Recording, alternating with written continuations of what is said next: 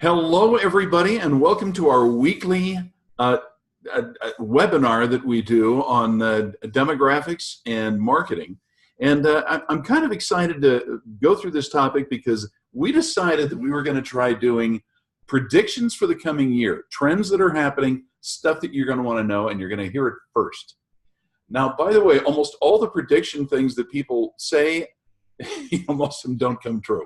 But I'm going to tell you, I'm pretty proud to say that our predictions for the last 2 years have been pretty much spot on. But then again, it's not surprising because what we're really doing is basing it upon facts. And the projections that are happening are going to be like that. They aren't intended necessarily to make anybody happy, however. And one of the things is you're going to notice they won't make people happy. So let me go ahead and share my screen if you'll hang on for a second. Again, this is the experience that makes me feel like I'm 100 years old. It makes us feel like something too every time this happens. Thanks, Mike. All right, hang on. That should come up now. Just gonna allow the silence to be awkward while we pull this up. Why don't you sing something, I was gonna wear a Santa hat actually today, but then I thought, nah, I don't want to be that guy. Yeah. Well, thank goodness you don't wear the lingerie anymore. Okay, now for some reason I'm not able to share the appropriate screen. So don't go away. This is fun.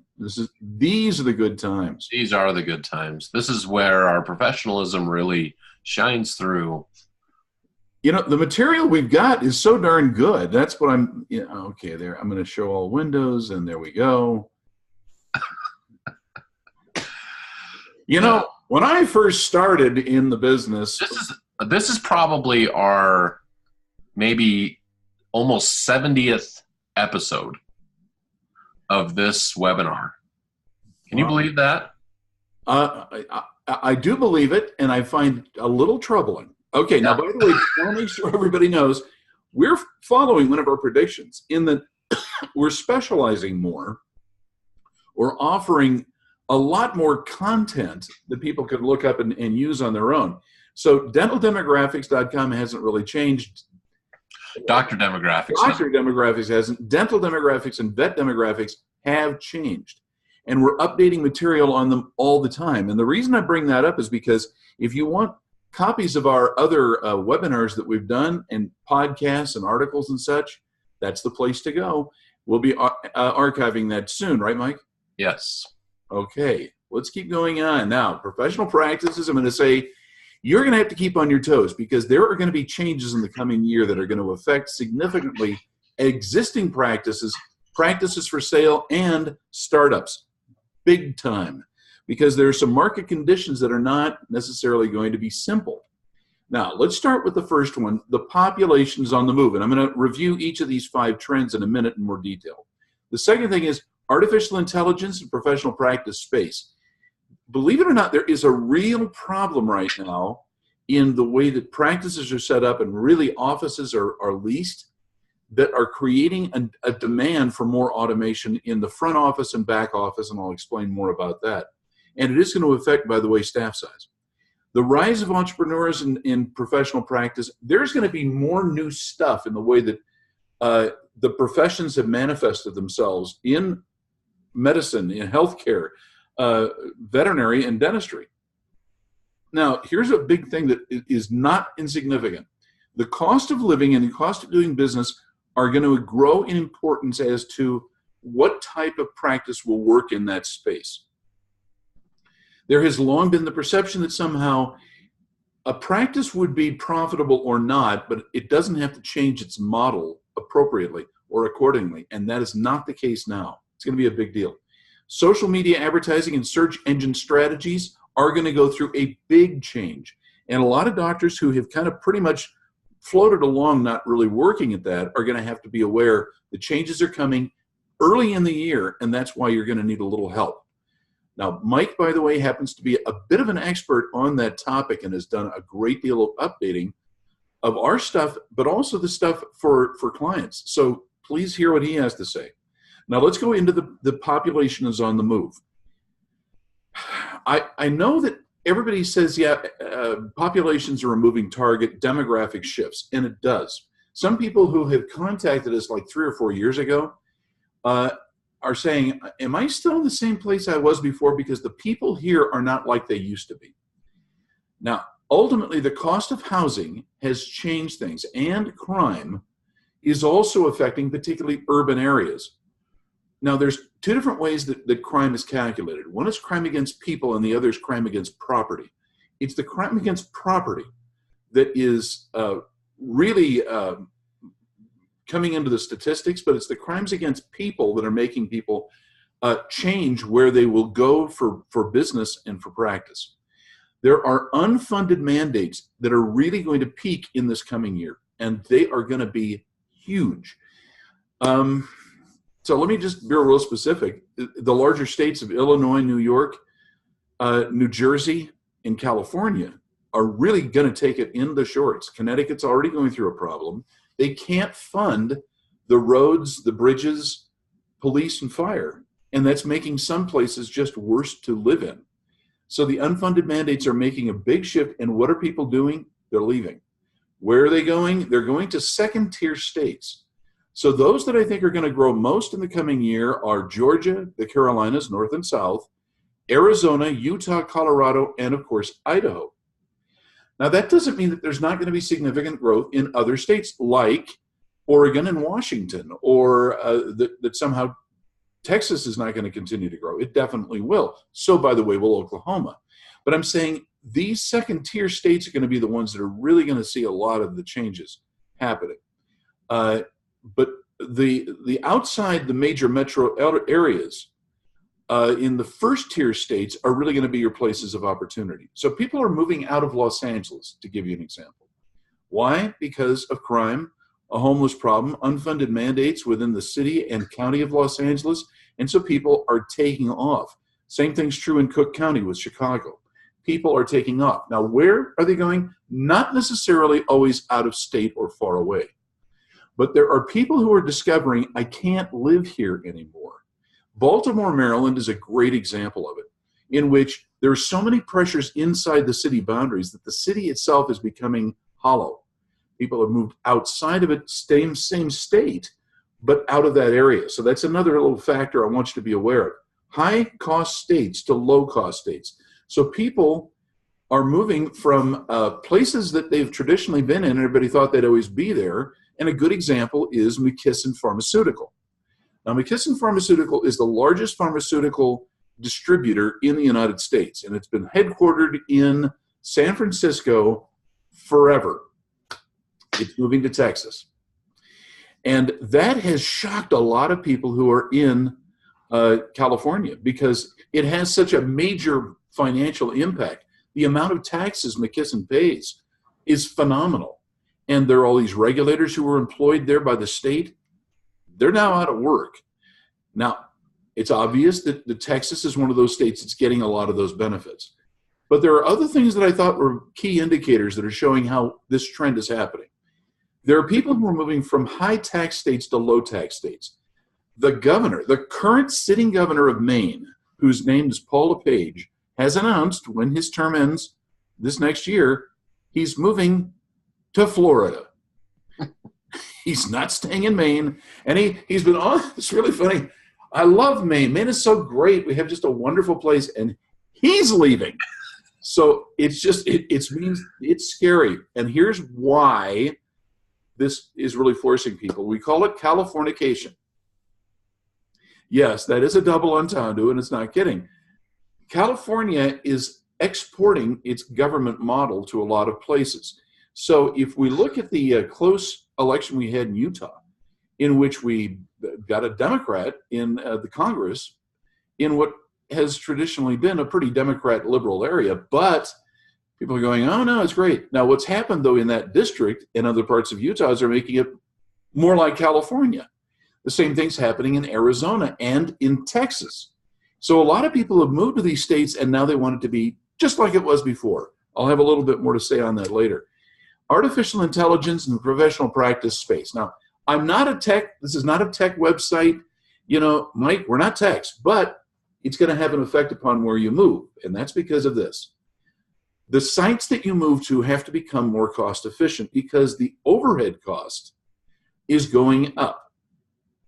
That means your lease is going to go up. You have got to have somebody help you negotiate your lease if it happens in 2019, because a lot of stuff's going to happen that's going to slip under the wire, and you may be surprised at how it will hurt the long-term prospects of your practice. But cost efficiency is going to go up, so you've got to make better use of your space.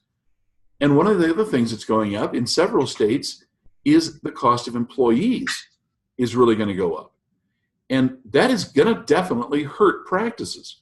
Now, it's not just one group or another. The front desk is going to become more automated than it's been, and typically people will need fewer people or be able to afford fewer people, even if you're in a corporate practice. Now, they may have 3 or 4 people at their front desk. It's going to go down to 2. And this year is going to put pressure in the second half of the year. Back office, like when it comes to records, insurance billing, and even the clinical side, there's going to be a real push to reduce the number of employees you have. Now, you may think it's going to make the office smaller. Well, not necessarily. It's just people have to make better use of what they're using them for. Now, here's a little thing. The smaller staff size means staff are going to make more money per staff person, per capita. But overall, practices don't have the option that they once did of hiring a girl. You see the finger quotes. I'm not trying to be sexist, Mike. And that's going to matter. The other thing is marketing is going to have to change. Traditional means of marketing, what you're saying and how you're promoting your practice, is shifting.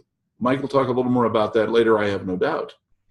The smaller staff size will basically mean that especially those who are not in production itself are going to have to be slimmed down. But even those people who are in this are going to be influenced. And I don't know if you're familiar with the gig economy, the idea that people are taking a job and not being a full-time employee. It's going to happen. And it's going to happen even more in dentistry than what we had ever thought, and also in veterinary practice. We have often had the idea of, well, we can just hire another vet. We can hire another physician. No, you're hiring people down the scale who have been allowed through state regulators to do more stuff. I'm sorry, Mike, did you want to say anything on here? I do. I've got a couple of things I want to say on this one in particular, because I think that this represents a great opportunity for a lot of doctors, the fact that this is happening. And it should be scaring some of the old dogs into learning new tricks, because this is the same thing that happened 15 years ago when the internet and websites and all those things happened, and there was a huge segment of doctors that did not make that transition, and then all of a sudden they found that they were being left in the dust. And so there's 2 things that I think that you really ought to consider when you're looking at how this is going to impact your practice. Number 1, you're going to have to get really good at hiring. Like Scott said, you're going to have the capacity to pay your people more because you'll have less of them.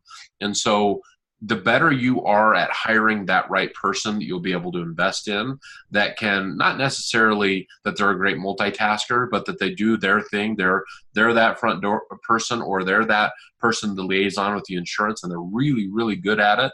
You have to be a great hirer. That's probably not a word, but you have to be a great hirer of people, and you have to be able to understand people well enough to be able to put them in that role, because you will be able to really invest in that person. Now, the other thing that's super important, that as these technologies emerge, and they've been emerging, especially for the last 5 years, and a lot of really exciting things too. I mean, things that are truly revolutionary in the space. There's something that's called bleeding edge. And we've all heard cutting edge, but there's bleeding edge. And a lot of these technologies that are really good today were not that great a couple years ago. That, you know, some of the phone technologies, some of the CRM type technologies that were going into practices, they have continued to get good, and now they are fantastic. But a lot of doctors lost their shorts a few years ago as they were investing in those things. So my advice for marketing and for practice management, as these technologies emerge over the next couple of years, make sure that they're quite proven. Make sure that you're vetting them in a way that you can talk to real doctors that are not just their yes men to promote their product, but they can say, yes, this particular product works for us consistently. There's no loss in customer service that we're experiencing with our clients or our patients. It's very, very important. So remember, make sure that the ones you're investing in is cutting edge and not bleeding edge. Okay, there are vendors that you all know, and I'm wanting to go through the big companies, but there are alternatives that are coming up. And it used to be that if you wanted this product or this material, you had to go through that vendor. That's changing, in which the marketplace is loosening up. And guys, you're going to have to be really aware of what's happening there. That's not our field, but it is a prediction. It's going to affect where you go. All right, let's keep going on. The rise of an entrepreneurship in professional practice. Now, ultimately, this is going to surprise some people, because there's an idea that we're all just going to go into corporate offices and they're going to get bigger and bigger and more complex. And I'm going to tell you something. The areas of development won't support the corporate practice models that exist in many locations. It's actually an opposite trend, not everywhere, but certainly in many locations. There's going to be variations in subspecialization. The benefits and features of what you're offering are going to change, likely because you have more ability to make them change. But the thing is, the benefits and features of what you're offering are going to have to change as the consumers of what you do also change. They're not going to want the same thing for the same reason they always have. And remember, there was a time in which I had a lot of doctors tell me, oh, people just want everything cheap. Not necessarily. Sometimes people want things that are more customized. They want more personal care. And sometimes they don't mind paying more for it. It creates niche markets. Now, you have to look at the demographics of your marketplace to understand your practice already has a niche.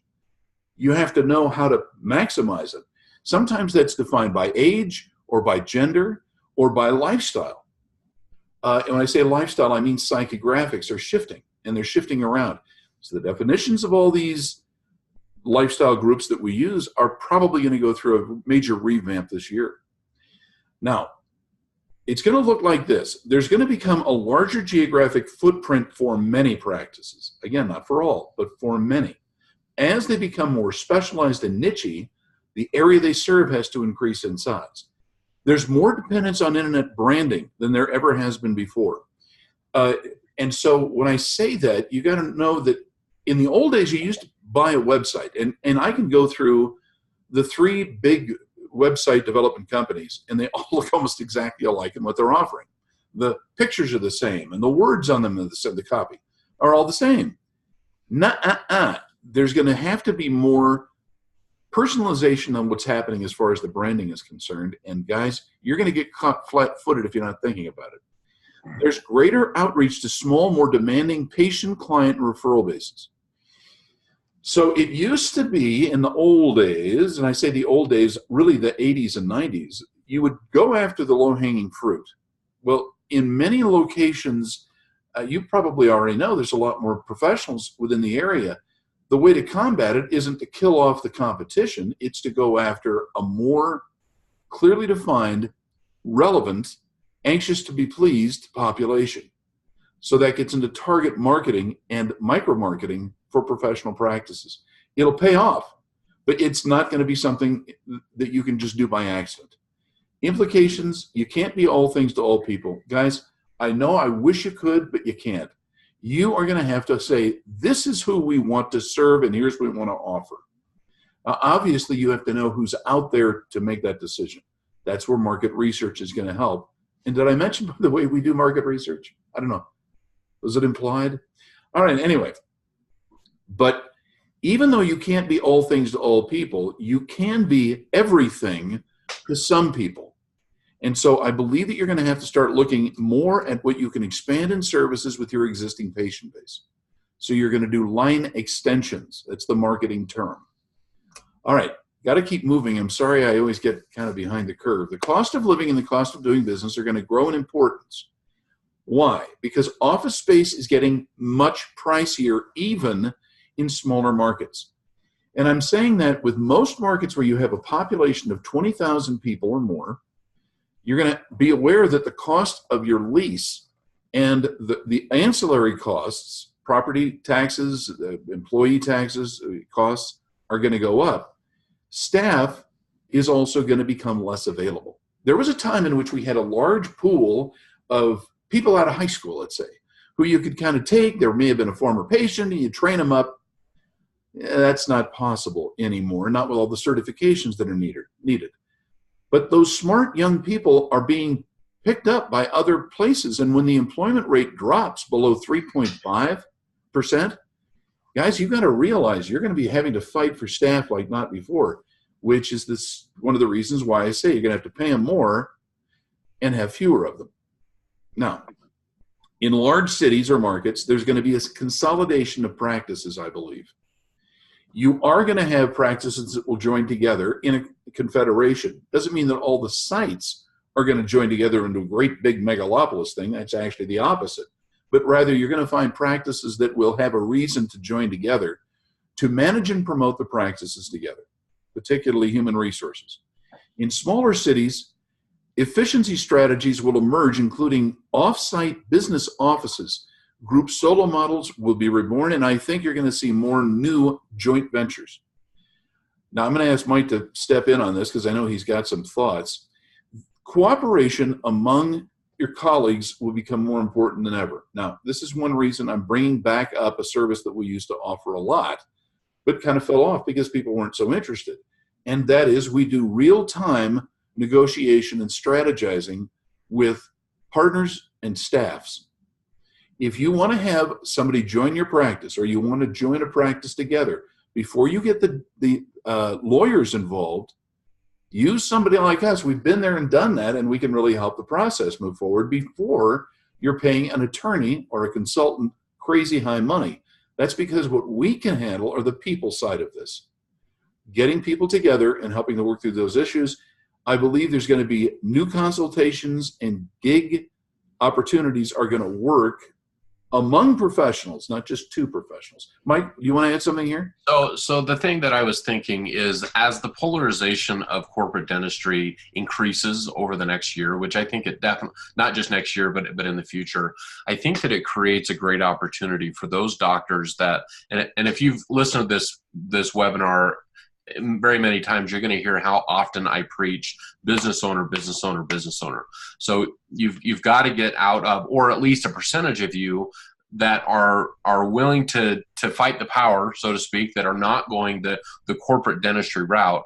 You have got to get it in your minds that you are not just a clinician, but you're a business owner. And I think that it represents, as the polarization continues, I think it represents a better opportunity for you, because you can really define yourself as who you are. And if you're smart in your negotiation and your gig that you put together with another doctor across town or whatever, I think it creates a really unique way to look at your unique selling opportunity. Whereas before, you were just, I'm just a doctor, this is what I do, I can't really differentiate myself from the guy down the street.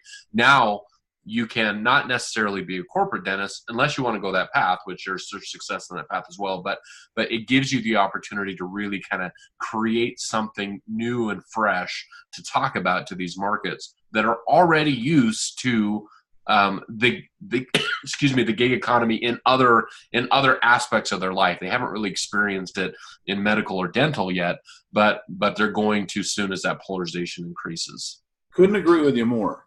Now, I'm going to tell you a little something behind the scenes here. I get a lot of advice on where to put practices and how to help them get into it from other consultants and professionals. So accountants and practice brokers are very helpful. When I talk to my accountant friends, they're telling me something that I found, of course, no duh, but it's still true. The amount of money you can make as an employee and the amount you can make as an owner is becoming even greater. The distance is greater. The risks are pretty big about becoming an owner, but it is still true. If you want to become wealthy in the professions, you are going to have to become in an ownership situation. That means you're going to have to educate yourself in places that you hadn't thought you were going to have to. It used to be, I can just be a clinician. And the truth is, I think that that's a fantastic opportunity for many of the doctors that are, especially the ones that are listening to this webinar, because there's a lot that are not, that are just kind of checking the boxes. But if you're the type that you've invested in a demographic report, a marketing report, you're getting help, you're seeking after, if you're that type of, if you're looking at this webinar right now, chances are you're in a great opportunity. You just have to educate yourself a little bit more and be motivated in the right direction. And so you should be really happy with the way that change is happening in 2019, because it creates great new opportunity for you. Now, I'm introducing something a little earlier in the program than I thought I would, but I need to bring it up now. Guys, if you will look at our websites, at Vet Demographics and Dental Demographics, we are posting videos all the friggin' time to help give you an idea of what's happening in certain parts of the country. I'm not doing it here. But if you want to know what's going to happen, let's say in Colorado, or as we did Oregon and Washington not long ago, and I'm posting one on Pennsylvania soon. Surprises people. Why Pennsylvania? Well, there's a good reason why. I'm trying to help you get an idea of what's going to happen and where to go. You don't have to buy a lot of reports to do it. Our purpose is to provide you content and ideas. I'm sorry, I didn't mean to go off. Now, let's talk about social media advertising and search engine strategy services. They're changing. Actually, it comes down to this. Market fragmentation just means everybody wants it their way. Burger King started it back in the 70s with you can have it your way, and everybody took that seriously. But because of new technologies, algorithms, and the ability to customize messaging, it means that you can reach people more effectively and then change their minds and their opinions.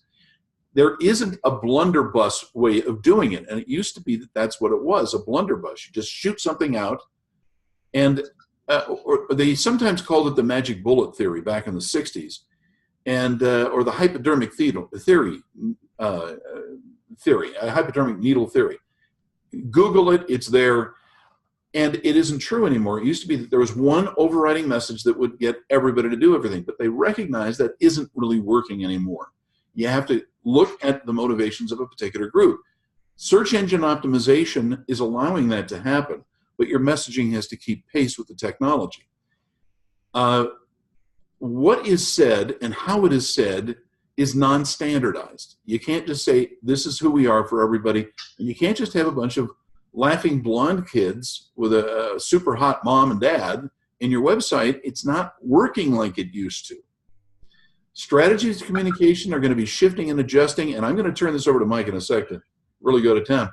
One-size-fits-all marketing has become less effective, less efficient, and that's something. There's a term called uses and gratifications that's also a communications theory. It means why people use a particular product or service shifts over time, but more importantly, it has to be customized because people will define what the appropriate uses and gratifications that they get from something will be. Guys, if you are falling behind, what you're going to see is other competitors are going to come into your market and take your patient base. Yeah, that's what I'm saying. Mike, take it. It's pretty dramatic how much these algorithms and these strategies have changed just in the last 12 months. The way that we marketed through, for example, Facebook or Instagram and Google is very different 12 months ago than what it is today. Now, the truth is, I would bet that less than 3% of the doctors that I talk to are even at that stage. Like they're proud as punch that they even got a website up. Guys, you're 10 years behind.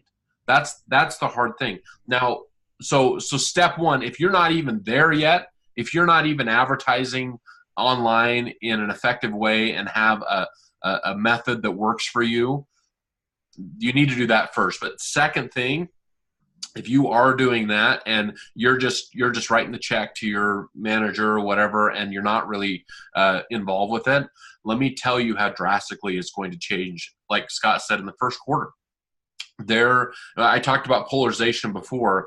There is some polarization happening in the political side of Google and Facebook. I mean, just jump on any news site today, and there will be an article about how these companies are manipulating personal data for marketers' sake, right?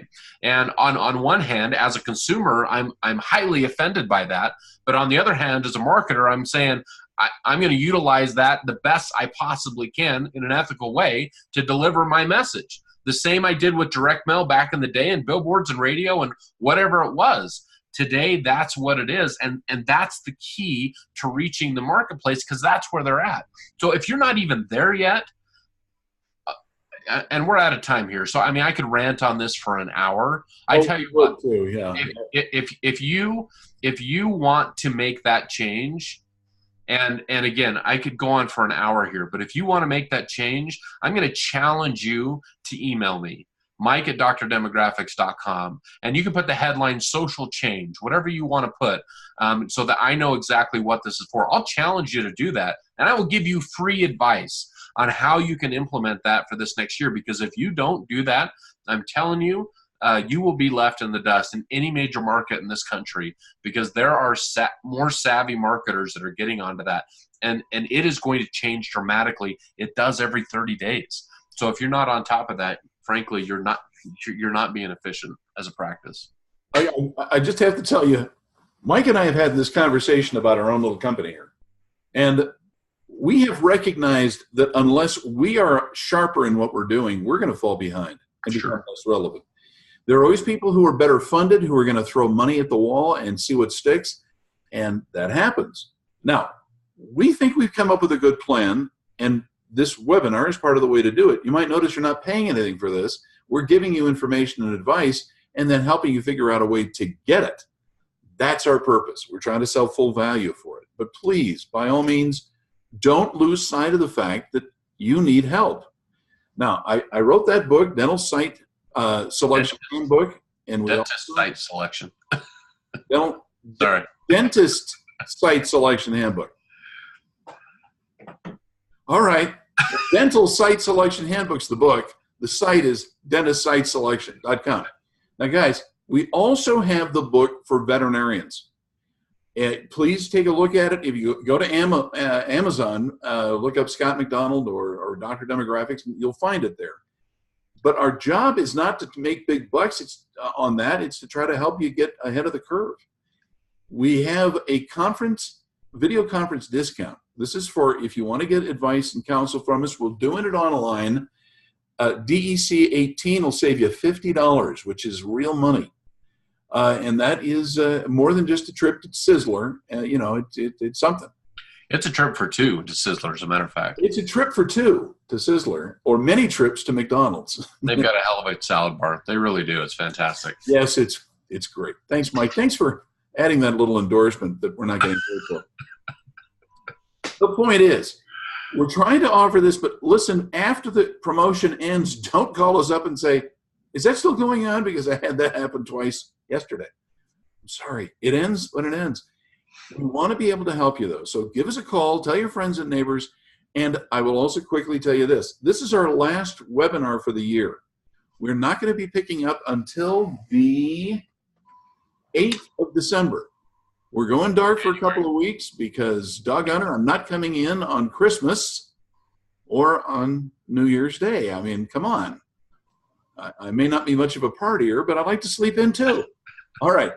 Anything else you want to add, Mike? No, just 8th of January. You said December, so it's the 8th of January that we'll pick up for this next time. You're old, though, so we all forgive you. I have anything on my vest. Were you drooling in your cereal again, Scott? I'm sorry, but I'm experienced. All right, everybody, thank you so much for watching. Take care, and we'll see you next year. Bye-bye.